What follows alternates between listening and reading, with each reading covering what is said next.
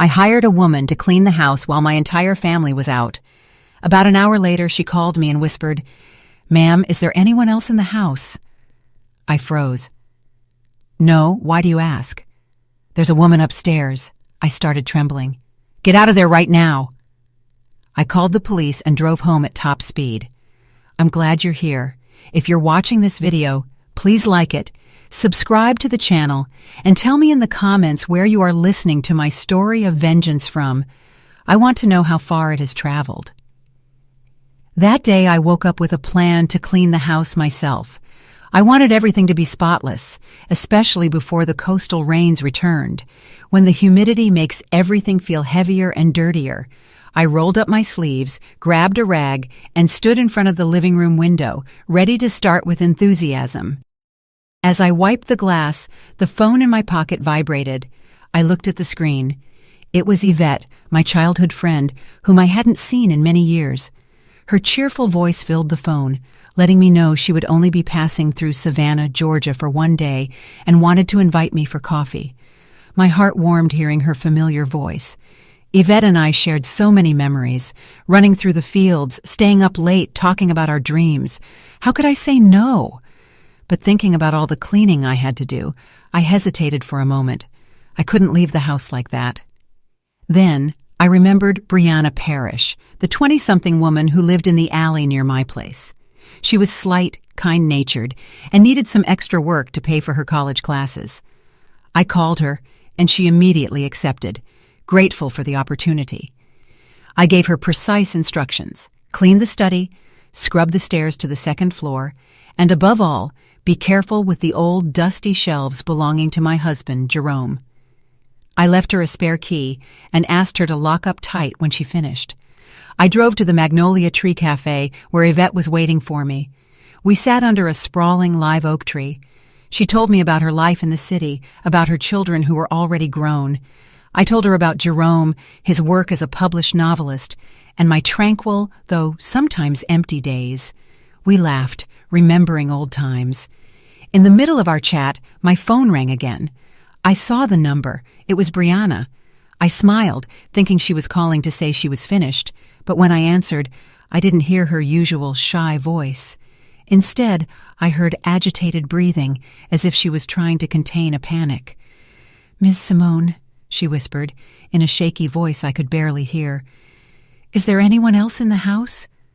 My heart stopped. "No," I replied, trying to sound calm. "I'm having coffee. My husband is at the publisher's and won't be back until tonight. What's going on, Brianna?" There were a few seconds of silence on the other end. I could only hear her ragged breathing. Suddenly, her voice broke. "There's a woman on the second floor. I was cleaning the stairs, and I saw her. She was wearing a long white dress with messy hair. She walked down the hallway and disappeared into the last room." Her words were like an ice-cold knife in my chest. I tried to stay calm, but the hand holding the phone was shaking. My first thought was that someone had broken in. The house was over 70 years old, but we always locked everything carefully. How could someone have entered? I apologized to Yvette, telling her I had an emergency. She looked at me worried, but I just shook my head, unable to explain more.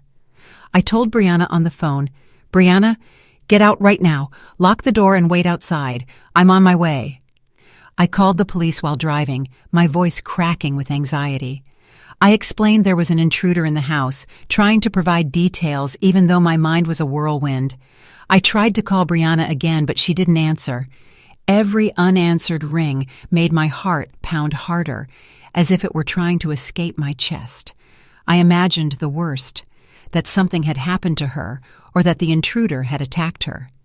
That day, the streets of Savannah seemed endless, even though I was flooring the accelerator. When I arrived home, a police cruiser was already parked in front of the door. Brianna was sitting hunched on the front step, her face pale, her eyes wide open, filled with terror. I rushed toward her, hugged her, and asked anxiously, "Are you okay? Did you see anything else?" Brianna just shook her head, her lips pressed together, as if she couldn't utter a single word. Two police officers, one middle-aged with a serious look, and a younger one, walked out of the house. They said they had checked every corner, every room, every closet, under the beds, even the backyard shed.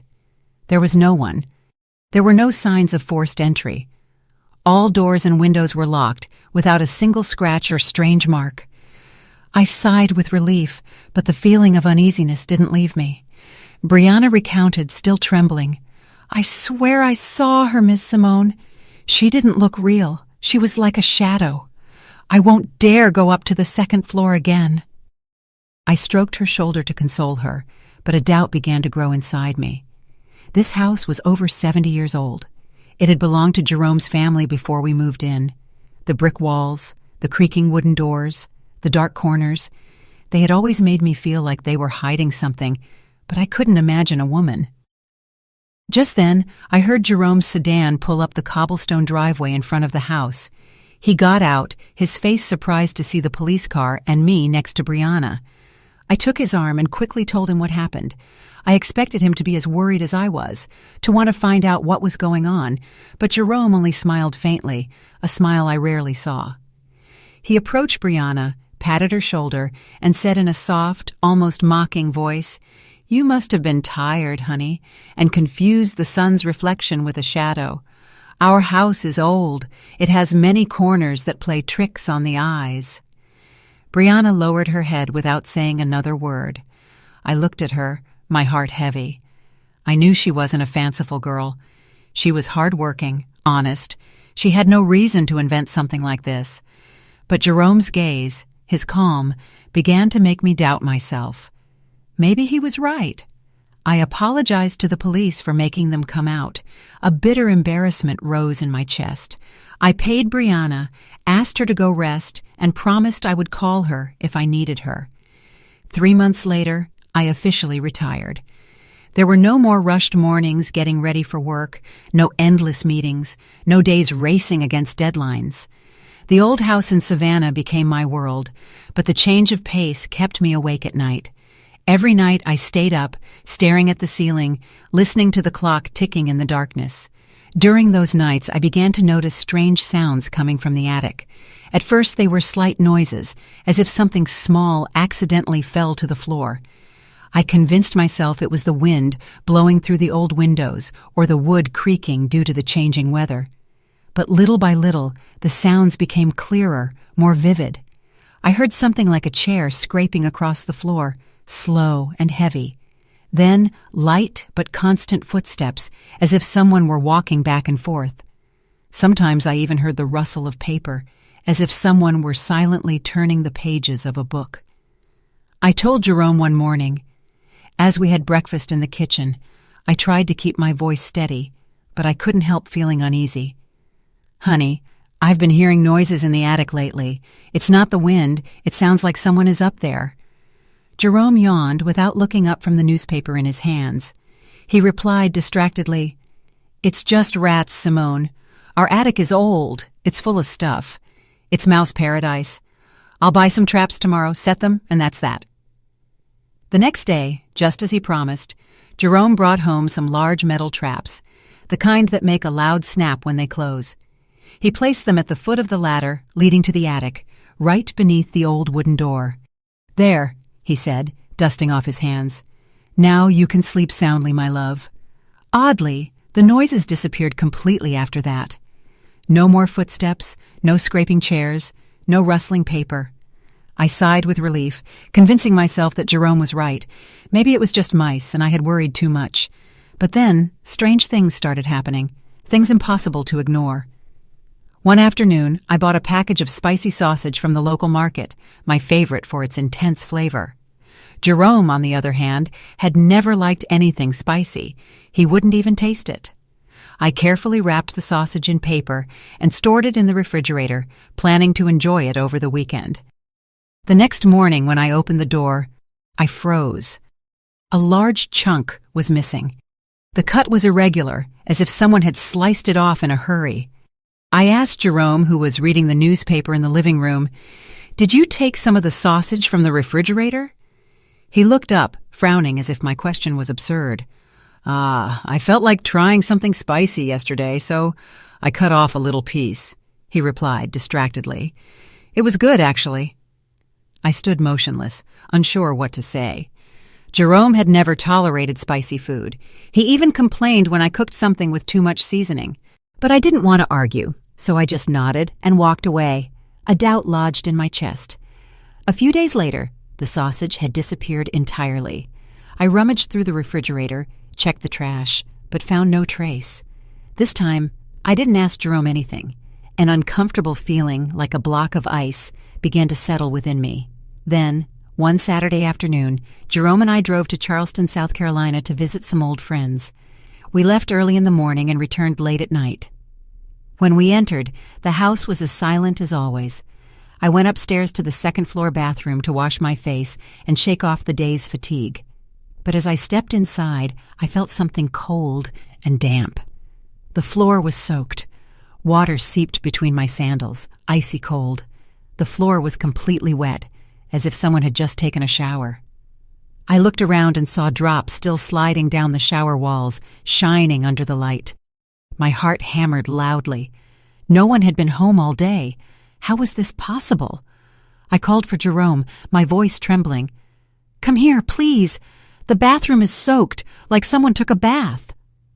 He entered, looked for a moment, and shrugged. "It must have been the afternoon rain that came in through the ceiling vent, my love." I looked out the window.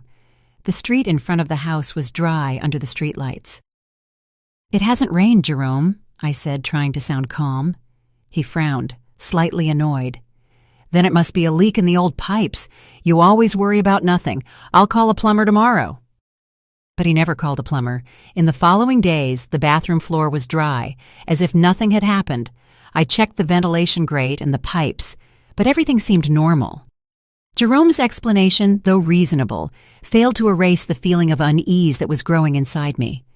The noises in the attic, the disappeared sausage, the puddle of water with no apparent source. It all seemed like unconnected fragments, but when put together, they formed a contradictory image I couldn't stop thinking about.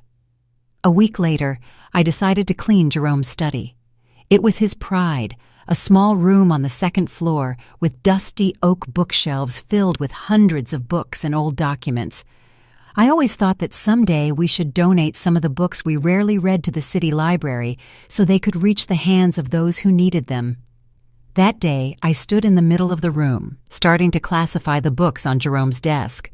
There were piles of drafts, notes, and papers stacked chaotically, as if he never intended to organize them. When I lifted a heavy stack, my hand shook, and all the papers spilled onto the floor. The sound of the paper falling broke the silence in the room and made me jump. I bent down to pick them up, and right at that moment, a small wooden drawer that had been stuck for years sprang open with a dry click. I hesitated for an instant and looked inside the drawer. There, beneath a pile of yellowed drafts, was a small, hardback notebook with a dark brown leather cover and worn corners. It looked old. It didn't seem to belong to Jerome. He always liked modern, neat things, laptops, pens, and immaculate white sheets. That notebook with the worn leather cover and a loose cord seemed to be from another era. With a mix of curiosity and dread, I took it in my trembling hands and opened the first page. Inside were pages full of handwritten letters. The calligraphy was soft, elegant, clearly a woman's. I flipped through the pages, skimming them. They were story outlines, character descriptions, plot ideas. There was a fragment that spoke of a small town on the side of a mountain where a woman lived alone, waiting for someone who would never return. Another mentioned a buried secret with details that made my skin crawl.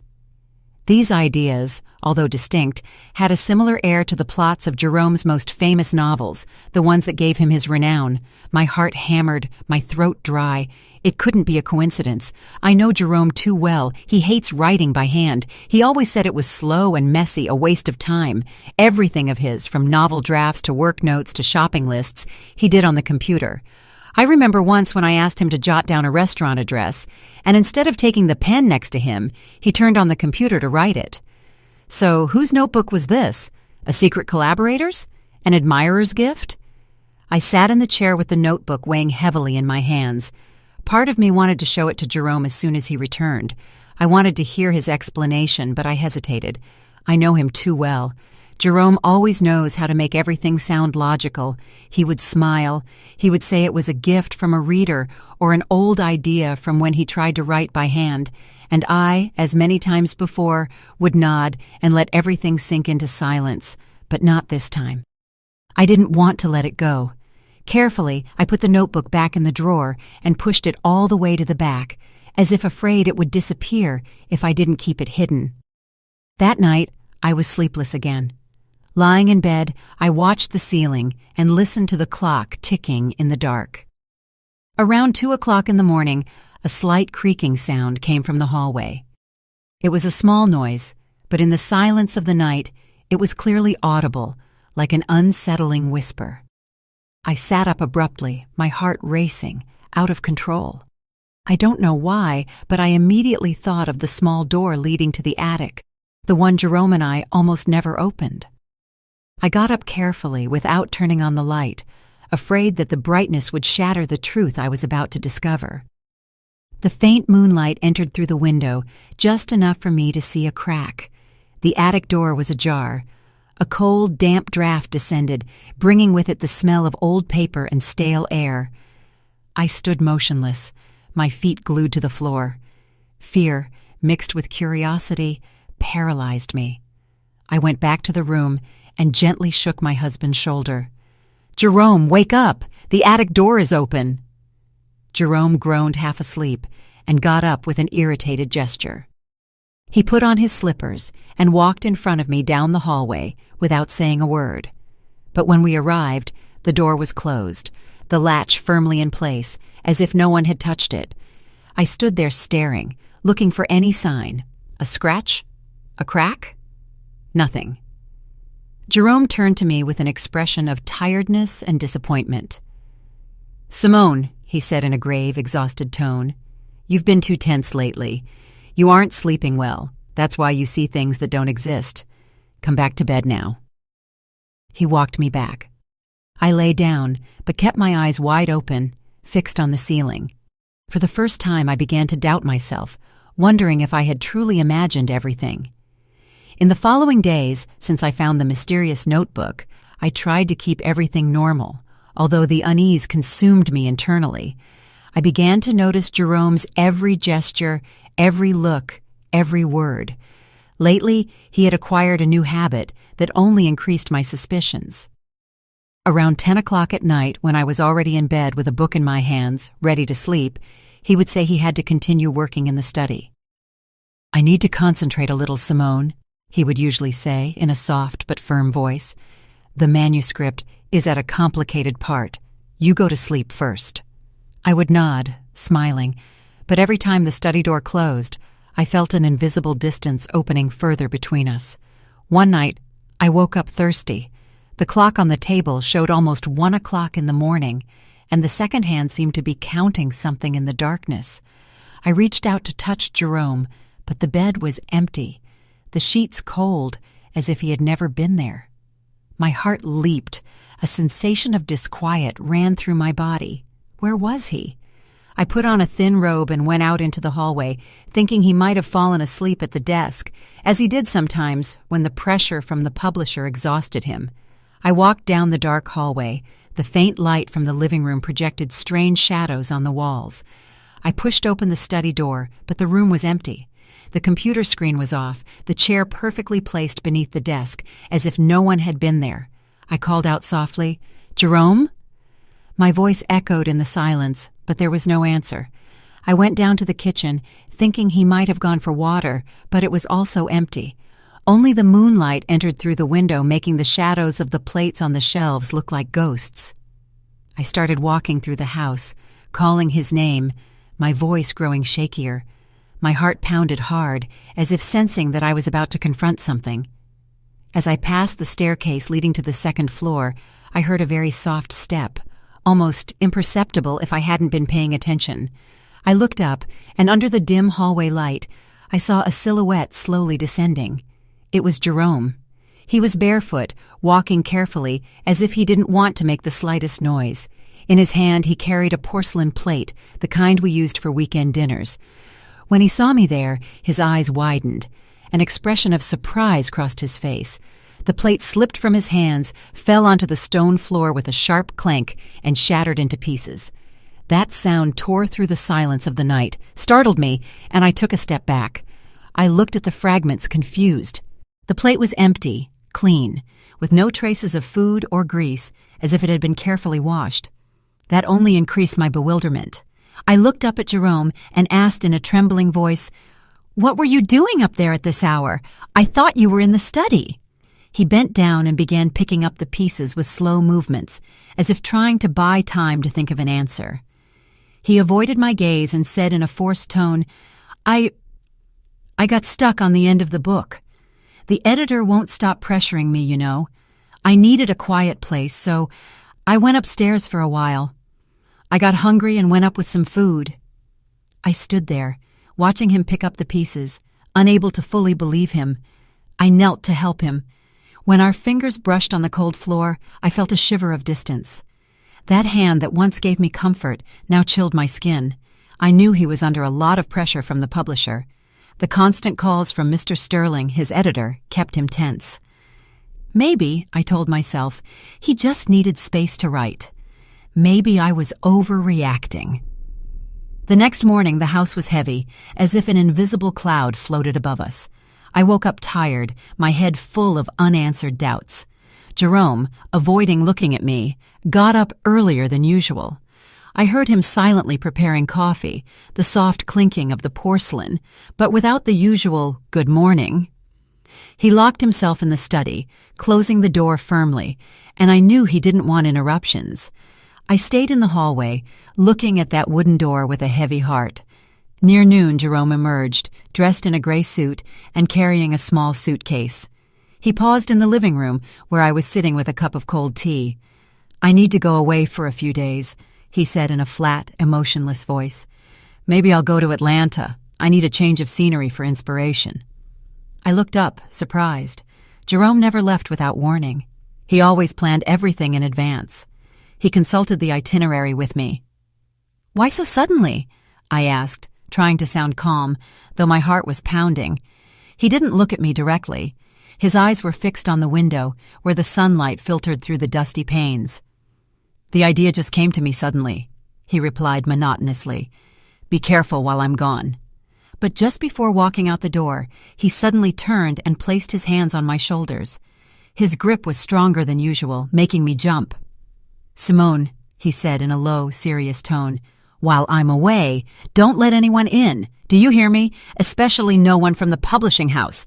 If Mr. Sterling, my editor, comes looking for me, tell him I went on a trip and that you don't know when I'll be back." I nodded, but a feeling of unease grew inside me. His words didn't sound like a simple warning, but an order, an alert. Jerome had been gone for about 2 hours when the doorbell rang. I looked through the peephole and saw Mr. Sterling, Jerome's editor, next to a young assistant. Both looked impatient. I hesitated for a moment, my hand on the doorknob, feeling my chest flutter. Jerome's words echoed in my head, but I couldn't stay here without answering. I took a deep breath, opened the door, and forced a smile. Mr. Sterling didn't wait for me to invite him in. He walked straight into the living room with an annoyed expression. "Ms. Whitlock," he said in a harsh voice, "I know Jerome is home. Stop covering for him. We need the manuscript urgently. The deadline was 2 weeks ago." Keeping my composure, I repeated exactly what Jerome had asked me to say. "I'm sorry, Mr. Sterling, but Jerome left this morning to seek inspiration. I don't know when he'll return." Mr. Sterling let out an ironic laugh that chilled my blood. He pointed toward the Hamiltons' house, our neighbors across the street. "Don't lie to me anymore," he said sharply. "Mr. Hamilton told me he sees the attic light on until very late every night. If Jerome is working that hard, he should have the manuscript ready, not hiding like this." The young assistant, a girl with kind eyes, intervened. "Ma'am, we just want to help. If Mr. Jerome is going through writer's block, he should talk to us. We can support him." Her tone was gentle, but I could no longer concentrate. Mr. Sterling's words struck me hard. The attic light. I had never noticed that. We almost never went up there. It was full of old boxes and cobwebs. Why would a light be on? And why did Mr. Hamilton say he saw it every night? My heart seemed to stop. I tried to maintain my composure as I walked them to the door, promising to notify Jerome as soon as I had news. But as I closed the door, I leaned against it, trembling. My mind raced. The scattered fragments began to fit together. The noises in the attic, the piece of sausage that disappeared, the puddle in the bathroom, the mysterious notebook, the empty plate, and now the light. It all pointed to the same place. The attic, that forgotten space I hadn't been in for years. I no longer felt fear. Instead, a cold determination began to grow inside me, like a silent flame that pushed me to discover the truth. I went to the backyard shed, where a faint light from the street lamp filtered through the crack in the door. The smell of dust and old oil made me cough. I looked for the old folding ladder that we hadn't used since we moved in. It was heavy, covered in dust and cobwebs, as if time had left it behind. I dragged the ladder down the second-floor hallway, each step weighing me down, as if I were carrying all the accumulated suspicions. When I placed it under the hatch leading to the attic, I felt my heart pounding hard, but not from fear. It was an urgency, a certainty that I was about to discover something that would change everything. The metal latch was rusty, so stiff that I had to use all my strength, grit my teeth, and push hard until it gave way. The metal made a sharp click like a final warning. I lifted the hatch door, and a suffocating, damp current of air descended, bringing with it the smell of old paper and years of confinement. That smell turned my stomach, but I didn't stop. I turned on my phone's flashlight. The cold white light cut through the darkness. I took a deep breath and climbed up. Each rung creaked beneath my feet, as if guiding me toward a world I wasn't prepared for. The attic was larger than I imagined. A dark space full of stacked cardboard boxes, old furniture covered with dusty white sheets, and cobwebs hanging like ghostly curtains. The only light came from a small, dirty window, leaving opaque beams on the wooden floor. I swept the flashlight across the entire space. My heart was beating so fast it felt like it would jump out of my chest. In the farthest corner of the attic, there was a small, organized space, like an oasis in the middle of the chaos. A wooden table, a chair with a broken leg, and an oil lamp dimly lit, casting a yellowish, almost dying light. And then I saw her, a woman sitting with her back to me. She was thin, with long, white, tangled hair falling over her shoulders like a forgotten cascade. She wore a yellowed white dress with torn edges. The sound of the pencil scratching the paper was the only thing breaking the silence, like a faint heartbeat of life. I stood paralyzed. My throat closed, unable to utter a word. I stammered, "Who is there?" My voice sounded weak, swallowed by the darkness. The pencil stopped. The woman turned her head abruptly. Under the faint lamplight, her gaunt, pale face appeared. Her eyes were sunken, tired, but with something familiar that made me tremble.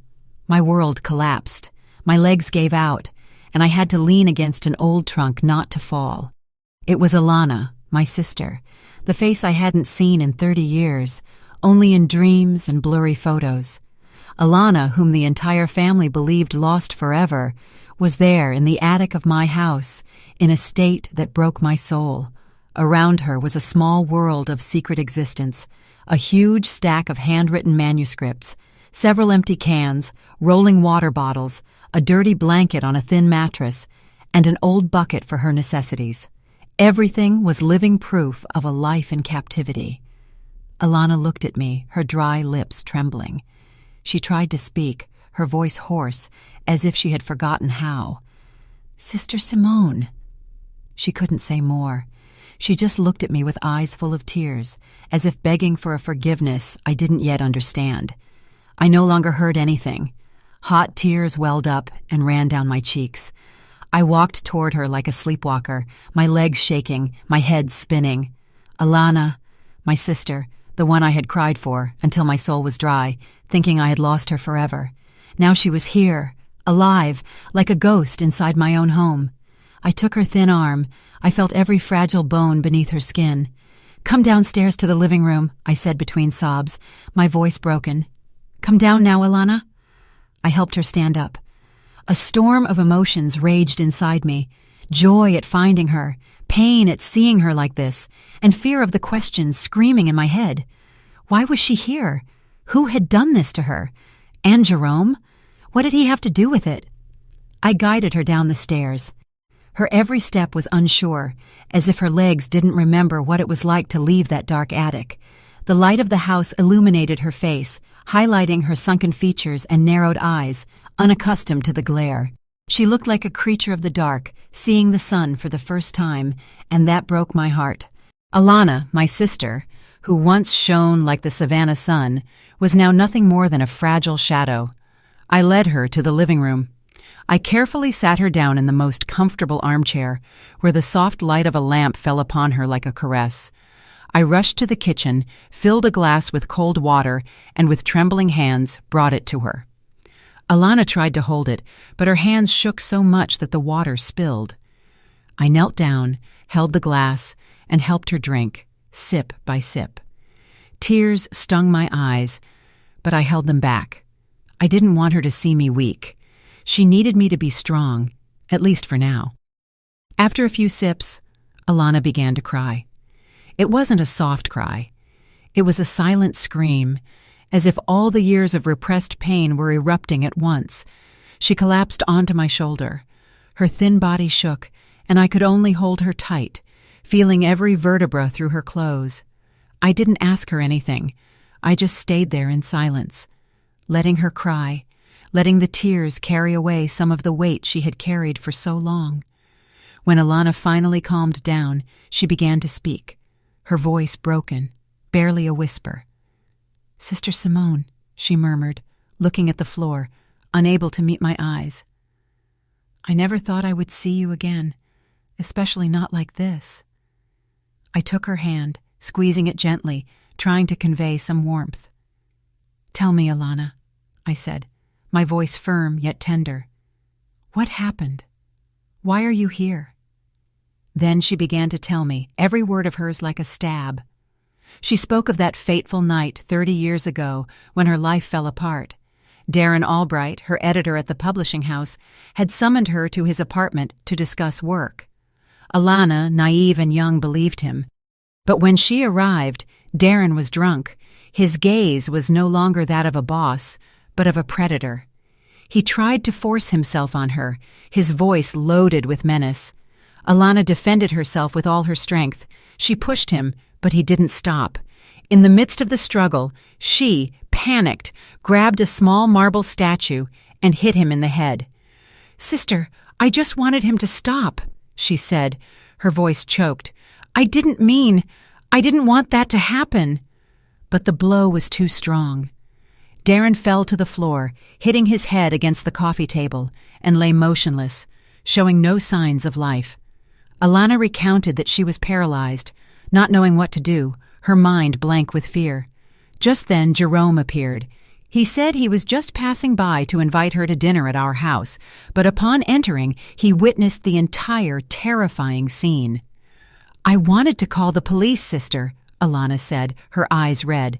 "I wanted to turn myself in, do the right thing, but Jerome wouldn't let me." He stood there, looking at her with chilling calm. "You'll go to prison, Alana," he said in a cold voice. "You'll lose your whole life. Let me help you. For Simone, I'll protect you." I listened, my body cold. Jerome, the husband I loved, whom I trusted, had manipulated my sister, using my own love for him. He convinced Alana that hiding the truth was the only way to protect me, to prevent our family from bearing the shame. That night, taking advantage of the darkness and isolation of the low-country woods near the Ogeechee River, Jerome carried Darren's body in his car. He quickly dug a grave on the hillside in a place no one knew and buried the secret there. Then he brought Alana to our house when I was already asleep and hid her in the attic. "It will only be temporary," he told her, "until everything calms down." But temporary turned into 30 years. Jerome turned Alana into a ghost, living in secret in her own sister's house. When the police investigated, they discovered that Darren had withdrawn a large sum of money before he disappeared. Jerome skillfully spread the rumor that Alana and Darren were having an affair and had run away together. That story, coupled with both of their disappearances, made everyone, even me, believe it was true. The investigation stalled, and Alana, in the eyes of the world, became a fugitive who abandoned her family. I stood there, tears streaming down my cheeks, but not from sadness. It was rage.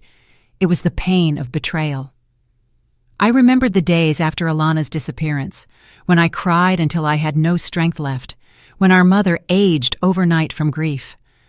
I remembered Jerome's sudden literary career, his successful novels, the wealth and fame we achieved, all of it built upon my sister's pain and sacrifice. "I didn't know, Alana," I whispered, my voice broken. "I didn't know anything. I trusted him." "The first few years in the attic were hell, sister," Alana continued in a hoarse voice, her gaze lost as if reliving those dark days. "I lived with fear, guilt, and an unbearable loneliness. Every night, I dreamed the police were coming for me, or worse, that I was trapped forever in the darkness." She paused, breathing shakily. To keep from going insane, I started writing. I wrote about the stories I dreamed, about worlds where I could be free, where I wasn't a shadow.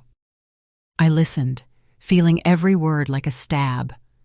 I imagined Alana, the vibrant young woman she once was, hunched in that cold attic, clinging to the pencil like the last spark of hope. "And one day," she continued, "Jerome found my writings. I thought he would encourage me, tell me to save them for myself. But no, sister. His eyes shone as if he had discovered a treasure. He said, 'Alana, you have talent. Write for me. I will be your voice to the world.'" I was paralyzed. My head was spinning. I remembered that time when Jerome suddenly announced he was quitting his accounting job at the newspaper to pursue his passion for writing. Friends and family were surprised because he had never shown interest in literature before. I felt proud of him, thinking he had found a creative spark I never imagined. But now, the truth was like a slap in the face. Jerome wasn't a writer. He was a thief who had stolen Alana's talent, turning her into a ghostwriter, a ghost in the most literal sense, locked inside my own house. Alana continued, her voice trembling, but filled with bitterness. "Many times I wanted to stop, turn myself in to the police. I couldn't bear the guilt, the feeling of living a life that wasn't mine. But every time I said it, Jerome threatened me. He said that if I turned myself in, you would be the one to suffer the most. He said you couldn't withstand the blow of knowing your sister had committed a crime and that your husband was her accomplice. He said you would lose everything, your family, your reputation, everything you love." I bit my lip. Tears rolled down my cheeks. Alana's words tore at my heart. Jerome had used my love and Alana's love for me to manipulate her, to keep her in the dark. I covered my face, trying to contain the sobs. "Forgive me, Alana," I whispered, my voice broken. "I didn't know. I never imagined that—" But Alana shook her head. She took my hands, and her thin fingers squeezed them hard, as if trying to pull me out of the pain. "Don't apologize, sister," she said. "I let him manipulate me too. I was afraid. I believed that doing what he said was the only way to protect you." She recounted that living like that in secret had become increasingly difficult, especially since I retired and spent more time at home. Before, because I left early and came back late and went to sleep right after dinner to have energy the next day, I never noticed. "That's why I had to shower quickly when you two were out," she said, looking down. "That's why I had to steal food from the refrigerator at night. I tried not to leave traces, but sometimes I was clumsy, like the puddle of water in the bathroom or the piece of sausage you bought." Suddenly, I remembered all those strange details, signals that I had chosen to ignore. Now everything made sense, but it was a sense too painful to accept. I thought about Jerome's novels that I had read and admired. I had always wondered why the setting seemed so old, so nostalgic, as if time had stopped decades ago. The characters didn't use cell phones. The internet didn't exist. They wrote letters. They waited in vain like lost souls. Now I understood. It wasn't a literary style. It was because Alana's world had truly stopped 30 years ago. She was trapped in the past. She could only write about what she knew. Those stories of two people who never managed to find each other were a reflection of her own tragedy, a life separated from the outside world. Alana took my hands, her eyes filled with tears. "Sister Simone," she said with a trembling but firm voice, "I can't live like this anymore. I have paid for my mistake for 30 years in this prison. Now, I want to face real justice. I want to turn myself in." Her words were like a final stab, cutting the last threads of hope I had left.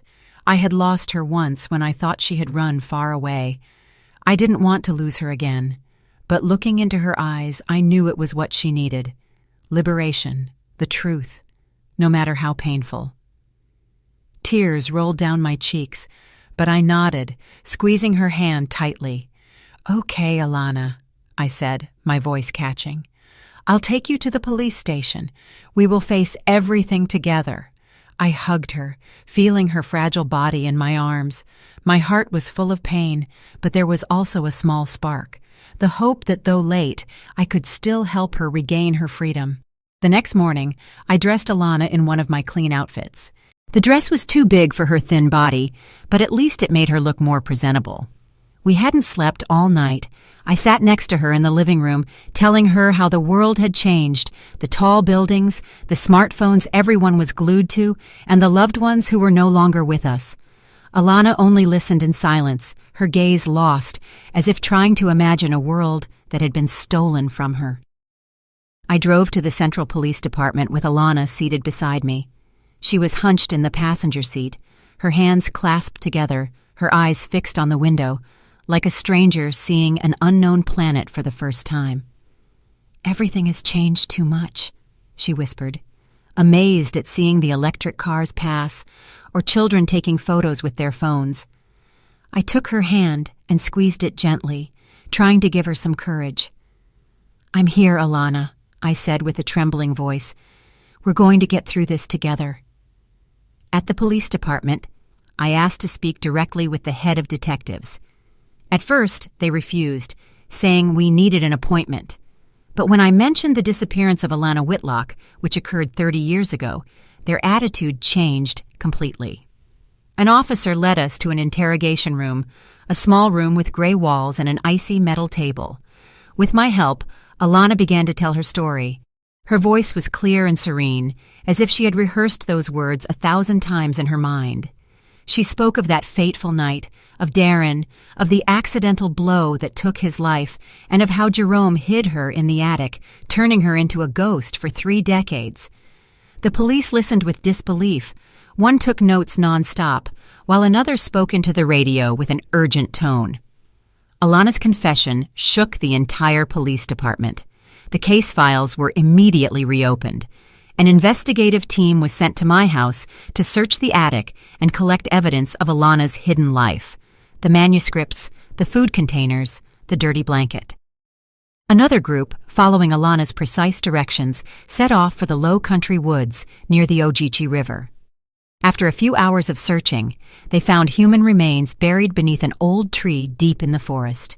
Preliminary DNA analysis confirmed they were the remains of Darren Albright, the man everyone believed had fled with her. The arrest warrant for Jerome was issued that same day. The police set up an ambush at our house, awaiting his return from his trip to Atlanta. I wasn't there, but later, Mr. Hamilton, our neighbor, told me that Jerome offered no resistance when they handcuffed him in front of the gate. He just lowered his head, his face expressionless, as if he had always known this day would come. Hearing that, I felt a strange emptiness. The man I once loved, whom I blindly trusted, was now nothing more than a distant shadow, burdened with the secret that destroyed my entire family. I hired the best lawyer for Alana, someone who committed to fighting for her to receive clemency.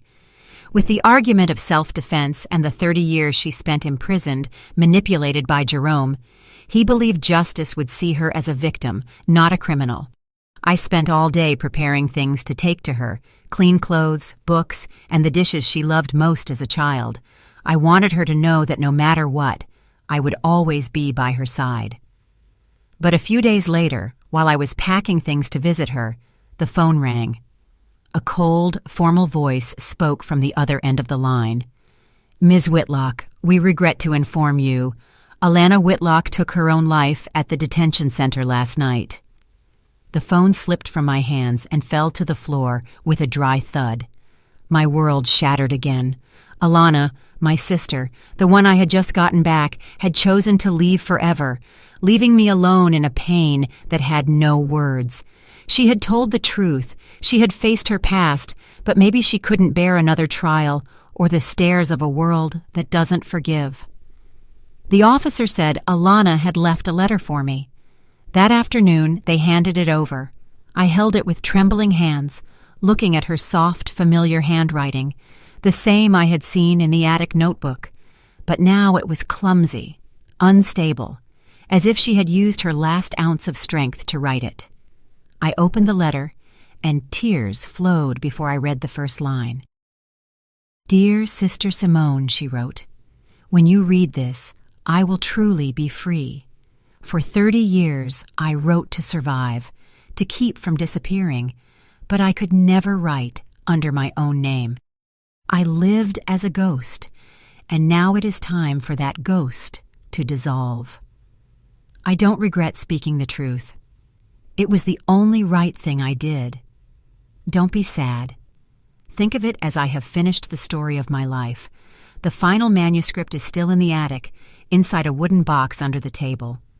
It is the only work I wrote about myself. If you can, please let it carry the name of Lucia Whitlock." I folded the letter, hugged it to my chest, and soaked it with my tears. Lucia Whitlock, the name Alana wanted to use if she ever became a writer, the name that was stolen from her. I knew I had to fulfill her last wish. I would search for that manuscript and bring it to light so the world would know Alana's story. Not as a ghost, but as a woman, a writer, a soul who fought to be free. The trial against Jerome was held a few months later, turning into a scandal that shook the entire country. The press called it the ghostwriter of Savannah scandal. Newspapers filled their front pages with Alana's life story. A young woman locked away, stripped of her freedom, and used to build the fame of a man who didn't deserve it. Faced with irrefutable evidence, Darren's remains found in the low country woods, the manuscripts found in the attic, and Alana's testimony before her death, Jerome lowered his head and confessed. He was charged with multiple felonies: unlawful appropriation of copyrights, illegal deprivation of liberty, conspiracy to cover up a crime, and obstruction of justice. The sentence was a deserved ending, but I felt no relief. For me, Jerome had died the day I discovered the truth, the day the man I loved became a stranger. I did not attend the trial. I couldn't face him. I couldn't look into the eyes that once spoke words of love to me, but hid such a terrible secret. Instead, I returned to the house, which was once a home, but was now just a space full of painful memories. One afternoon, as the sunlight faded over the cobblestone street, I decided to go back to the attic. This time, I no longer felt fear or oppression.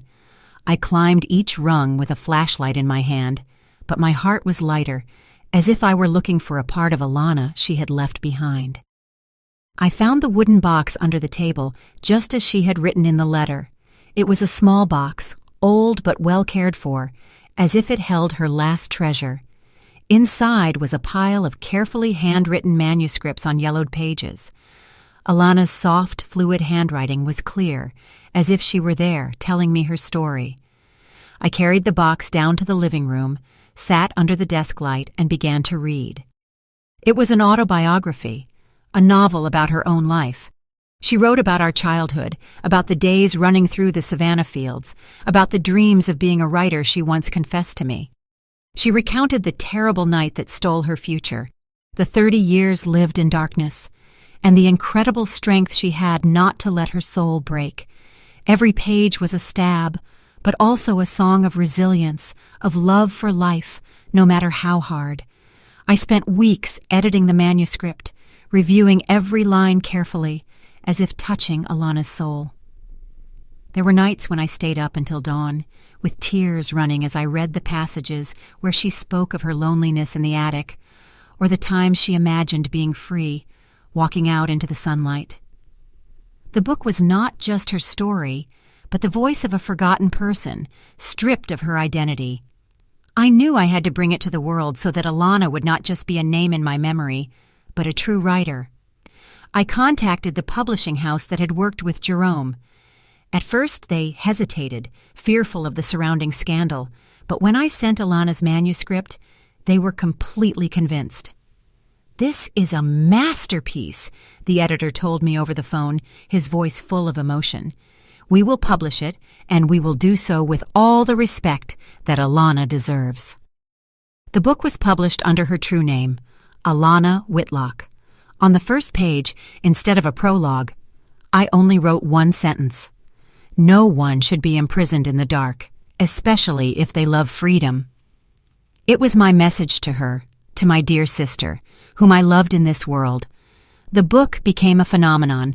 Readers across America, and then the entire world, were moved by Alana's life story. They admired her literary talent, the sincerity, and the poetry in every line. Jerome's old works, now re-edited under Alana's name, also began selling again as a way to right the injustice. Alana, though gone, finally became a recognized and beloved true writer. I read the reviews, the letters from readers, and my heart felt tight yet warm. "You did it, Alana," I thought. "You got your voice back." Sometimes I still go up to the attic. Now it is no longer a place of confinement, but it has been cleaned and turned into a small library. I open the window to let the sunlight stream in, illuminating the shelves where Alana's works are respectfully placed. I stand there looking out at the lively street. Alana's voice has been recovered, and justice has in some way been served. I know she is somewhere, in the sunlight, in the pages of the books, and in my heart, free forever. And when everything ended, I understood something. There is no wall thick enough to enclose the truth forever. The lie, no matter how skillfully hidden, rots with time, like the dust that covers old shelves. Alana's life proves that silence can sometimes be crueler than guilt, and that fear can turn a person into a ghost within their own existence. If there is one lesson I want to leave you with, it is this: dare to face the truth, however painful it may be. Speak up, even if your voice trembles, because only when we dare to step out of the darkness are we truly free, and only when the truth is spoken can imprisoned souls finally rest. The story you have just heard has changed names and locations to protect the identity of the people involved. We are not telling it to judge, but with the hope that someone listens and pauses to reflect. How many mothers are suffering in silence inside their own homes? I truly wonder, if you were in my shoes, what would you do? Would you choose silence to maintain the peace, or would you face everything to reclaim your voice? I want to know your opinion, because every story can become a candle that lights the way for others. God always blesses, and I am sure that courage will lead us to better days. For now, on the final screen, I will leave two of the channel's most beloved stories. I am sure they will surprise you. Thank you for staying with me until this moment. Did you like the story, and which city are you listening from? Let's meet in the comments.